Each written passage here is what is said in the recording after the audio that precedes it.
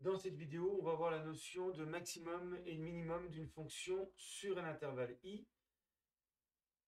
Alors, on a repris l'exemple ici d'une fonction donc représentée par la courbe en jaune sur l'intervalle i. L'intervalle i est représenté ici par le segment sur l'axe des abscisses en orange.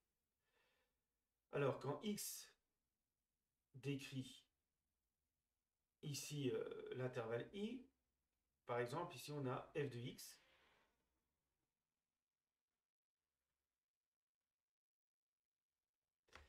Alors, on recherche la valeur maximale prise par f de x et la valeur minimale.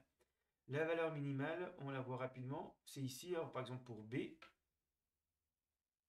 f de b ici, c'est le minimum. On ne descend pas en dessous. Et puis, ici, j'ai deux valeurs, alors j'ai fait le dessin pour qu'il y ait deux fois la même valeur. C'est le maximum, grand M, atteint en A. Et puis, il y a une autre valeur qui va donner grand M, A' ici. Ça peut arriver. Donc, le maximum peut être atteint plusieurs fois, mais il n'y a qu'un maximum. Et ici, le minimum est atteint en B. Alors, c'est quoi la définition rigoureuse? Grand M est le maximum de f sur l'intervalle i lorsque, pour tout réel x de i, donc pour n'importe quel x, f de x va être plus petit que grand M. Mais ça ne suffit pas. Il faut aussi que grand M soit atteint par la fonction, c'est-à-dire il faut qu'il existe au moins un réel a de l'intervalle i tel que f de a égale m. Donc ici, il y en a même deux, il y a a et a' qui permettent d'atteindre grand M. Donc il faut bien les deux conditions pour avoir affaire à un maximum.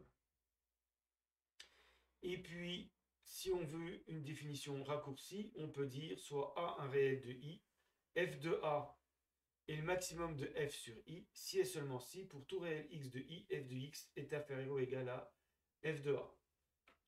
Donc là, ça marche. Grand M, c'est f de a. Alors, c'est aussi f de a', mais peu importe. Ce qui compte, c'est l'image de a. Et l'image de a, c'est grand M, donc c'est bien le maximum. L'intérêt ici, c'est que comme on met f de x plus petit que f de a, donc f de a déjà c'est toujours plus grand que f de x, pour n'importe quel x de l'intervalle, et comme on a la forme f de a, on sait que ce maximum est atteint en a. Donc voilà deux façons de définir le maximum d'une fonction sur l'intervalle i. Alors on fait la même chose avec un minimum. On va dire pour tout réel, alors en abrégé, ça veut dire quel que soit x appartenant à i, f de x va être plus grand que petit m, et il existe au moins un réel a, donc là je l'ai appelé b, mais j'aurais pu l'appeler a, tel que f de a égale m. Donc c'est le même type de définition que pour le maximum. Alors, le fait de connaître le minimum et le maximum d'une fonction sur l'intervalle, ça permet aussi d'avoir un encadrement de f de x.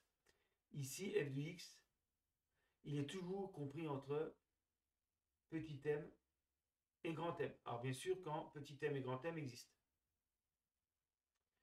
Donc, quel que soit x appartenant à i, s'il existe un minimum et un maximum, f de x sera compris entre petit m et grand M. Ce qui permet d'avoir des encadrements facilement avec le minimum et le minimum et le maximum d'une fonction sur un intervalle i. Ça permet de trouver un encadrement de f de x sur l'intervalle i.